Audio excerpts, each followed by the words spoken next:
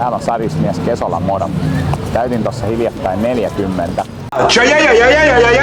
Ja lähdin sen kunniaksi käymään Lontoossa. Ja totta kai kun matkalle lähdetään, niin myöskin on tarkoitus käydä Saris-kaupat katsastamassa.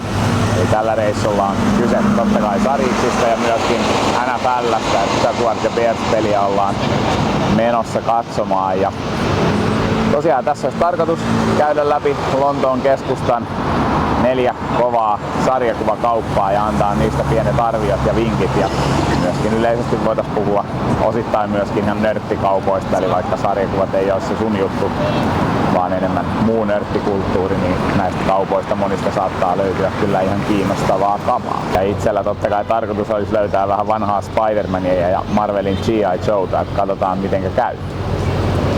Tämä video on muuten tehty yhteistyössä Comics Booklen kanssa, joka on Euroopan yksi parhaimpia sarjakuvakauppoja ilmaisilla postikuluilla Suomeen osoitteesta comicsbookle.com, niin käykää ostamassa teidän seuraava sarjakuvatilaus. Näin tuette myös Sarismiehet podcastia. Ensimmäinen pysähdys on Notting Hillissä, eli siellä paikassa, mistä on tehty se ihan yksi semi-OK leffakin, nimittäin Notting Hill Comic Exchange-liike on tuolla taustalla, joten mennään katsomaan, että löytyisikö sieltä jotain, mitä on etsinnässä. Notting Hill Comic Exchange oli aika sellainen pieni paikka. Siellä myytiin vaan käytettyä tavaraa. Siellä oli sarjakuvia melko paljon, mutta sitten taas jos miettii, että siellä oli hyvin moneltakin eri sarjakuvasta oli tavaraa, mutta sitten niitä oli kuitenkin hyvin hajanaisia numeroita, että sieltä ei mitään kunnon raneja löytynyt kyllä oikeastaan mistään. Trade Paperback-hylly oli ihan hyvä ja mun mielestä ihan edulliseen hintaan löytyi tavaraa. Ja jos haluaa Silver Age-lehtiä paremmin katsoa, niin sieltä löytyy sitten, kun tiskiltä pyytää, niin yksi laatikko sellaistakin tavaraa sitten, mutta hirveästi siellä ei itselle mukaan tarttunut tavaraa, mutta katsotaan niitä sitten videon lopuksi, että mitä on eri kaupoista löytynyt. Ehkä vähän oli sellainen pettymys, että välttämättä en uudelleen lähtisi, jos Lontooseen tulisin niin sinne, tai ainakin kysyisin etukäteen, että jos mulla on joku tietty, mitä mä etin, että sattuuko sieltä löytyy vai ei. Mutta jatketaan seuraavaan paikkaan.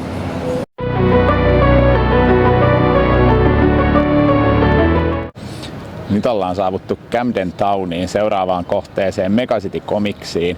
Ja jos oli ehkä pienoinen pettymys toi Notting Hillin kauppa, niin tähän kauppaan mulla on kyllä todella kovat odotukset ja mennäänpäs kurkkaa vähän sisälle, että miltä siellä näyttää.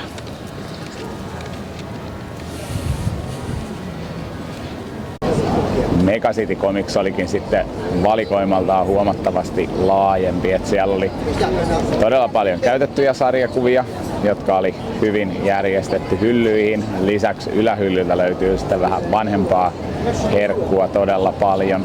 Lisäksi siellä on myöskin suhteellisen hyvä valikoima uudempia trade paperbackkejä sekä jonkin verran myös kaikkea muuta oheissälää. Henkilökunta oli myöskin tosi ystävällistä ja heti myöskin kun meni sisään, niin törmäsi suomalaisiin sarjakuvaturisteihin, joten siinäkin mielessä oli ihan jännä reissu sinne mukaan. Tarttu jonkin verran uusia lehtiä, koitin myöskin vähän vaihtokauppaa tehdä, mutta jos sitä koittaa tehdä, niin tarjolla oli aika lailla pennosia verrattuna ehkä sitten amerikkalaisiin isoihin toimijoihin, joten ehkä jos on vaihtomielellä liikkeellä, niin kannattaa tarjota ehkä jonnekin muualle. Mutta oikein sellainen positiivinen yllätys ja ehdottomasti täällä voisi käydä uudestaan. Mutta nyt oikeastaan välillä käydään vähän jeffuhommia tekemässä, eli käydään vähän hakemassa nimmareita sekä Chicago Bearsin että Jacksonville Jaguarsin vanhoilta pelaajilta, että katsotaan mahdanko saada palloihin nimmareita. Niin vähän sarjakuvat hetkeksi tauolla.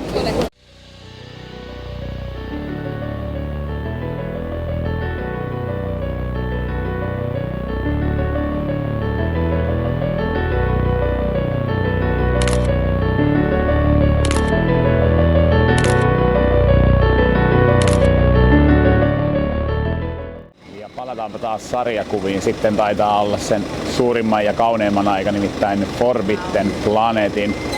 Todella järisyttävän hieno ja upea kauppa, mutta mennäänpä katsomaan sieltäkin sisältä vähän lähemmin ja katsotaan löytyykö mitään mielenkiintoista. Forbidden Planet oli kyllä oikein nörttien aarreaitta. Yläkerta tai katutaso oli ihan täynnä figuuria, patsasta, paitaa, ihan kaikkea nörttikamaa, mitä vaan niin kuvitella saattaa, sekä sarjakuvien, mangan että kaikkien muidenkin nörttiyden alakulttuurien alta. Ja sitten kun meni alakertaan, niin siellä olikin varsinainen sarjakuvataivas, että oli ihan älyttömästi varsinkin trade paperbackia ja muita kokoelma-albumeita, jonkin verran myöskin sitten uusia single issue numeroita, mutta eipä sitten kauheasti mitään second hand kamaa, että jos sellaista etsii, niin ei ole ehkä sitten oikea paikka. Tein sieltä itsekin todella hyviä löytöjä, mitä katsotaan sitten vähän videon loppupuolella.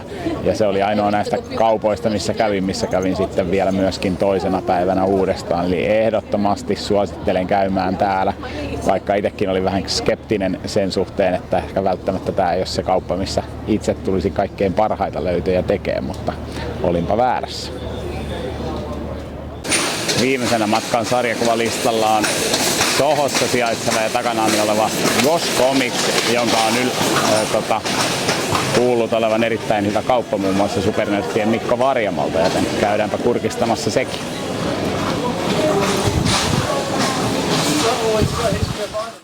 Eikä ollut Mikko väärässä kyllä kehuessaan Gosh Comicsia. Yläkerrassa oli tosi hyvä valikoima erilaisia graafisia novelleja, myöskin paljon sellaista ei-supersankarikamaa, muun muassa Muumeille oli ihan oma sektio siellä, ja sitten kun meni portaat alakertaan, niin siellä oli sitten itselle varsinainen aarreaitta, sekä uutta että vanhaa single issueta.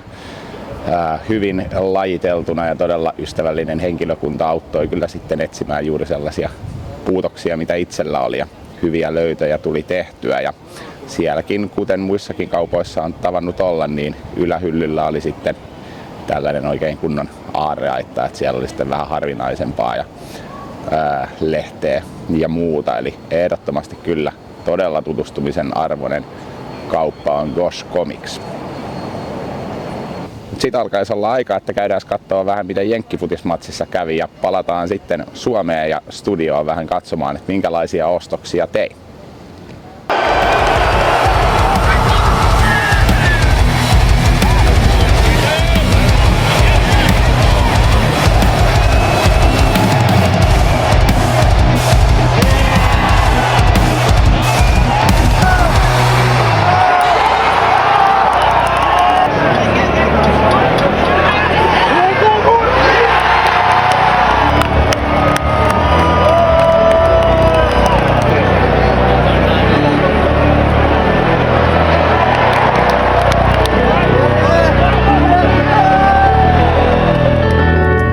Älyttömän hyvä peli ja oikea joukkue Chicago Bears voitti ihan ansaitusti. Ja ollaan tosiaan takaisin Suomessa Sarismiesten studiolla ja katsotaan vähän, että mitä sieltä nyt sitten mukaan tarttu. Ensimmäisenähän käytiin Notting Hill Comics Exchangeista, niin sieltä ei löytynyt kuin ihan pari numeroa tällaista perus Spectacular Spider-Mania, mitä omista kokoelmista puuttu, mutta toki jokainen löytynyt lehti aina täydentää kokoelmaa, joten siinä mielessä aina täytyy olla siihenkin tyytyväinen.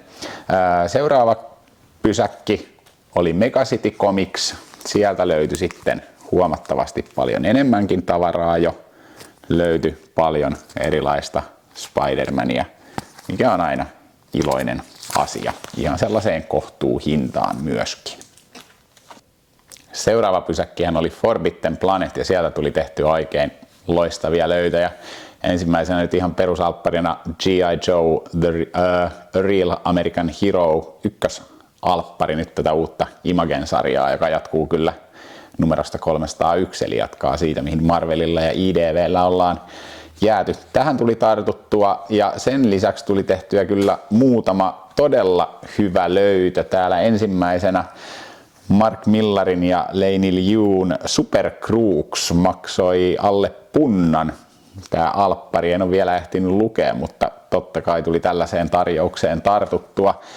Ja ehkä paras löytö Ta-Nehisi Coatesin Kapteeni Amerikka Omnibus ei ollut edes missään tarjoushyllyssä, mutta kun katsoin sieltä Omnibus-hyllyä, niin löytyikin 30 punnan alennettuun hintaa, ja se on kyllä näin suuresta järkäleestä, tai no ei tämä nyt ihan Omnibuksien isommasta päästä ole, mutta todella hyvä tarjous ja tykkäsin kyllä tästä tarinasta, että ehkä joskus sarjismiehissäkin puhutaan vähän uudestaan Kapteeni Amerikastakin. Ja Gosh Comics oli sitten viimeinen pysäkki ja sieltä tein oikeastaan Ta-Nehisi Coatesin Kapteeni Amerikka Omnin lisäksi ehkä kaikkein parhaat löydöt. Sieltä nimittäin löytyi suhteellisen vanhaa Marvelin G.I. Joe-lehteä ihan sellaiseen todella edulliseen hintaan, niin nyt sain sitä kokoelmaa sitten kartutettua aika lailla hyvin.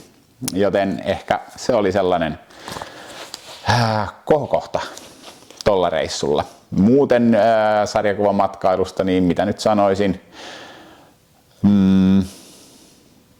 ehkä kannattaa matkakohteet valita ihan jonkun itse sen kohteen lisäksi ja sarjakuvaturismi on ehkä siinä sitten hyvä tämmöinen lisä. Jos ajattelisin, että olisin itse lähtenyt Lontooseen pelkästään nyt sarjakuvien takia, niin ehkä ei olisi ollut ihan niin onnistunut reissu, mutta onneksi kaikki muut sitten oheistekemiset kruunasi kyllä reissun noin muuten. Mutta ei sitä koskaan tiedä, mahtaako tulla sarjismiehiin sitten jatkossakin jotain tämmöistä reissuvideoa, jos joku meistä reissulle lähtee ja sarjakuvakauppoja kiertää. Laittakaa kommenttikenttään, että mitä olette siitä mieltä ja laittakaa ihmeessä kanava tilaukseen, jos se ei vielä ole. Ja Comics Buglesta muistakaa tehdä omat hankinnat niin kuin itsekin teen, jos sen reissussa ole. Nähdään taas sarjismiesten podcastin parissa. Moro!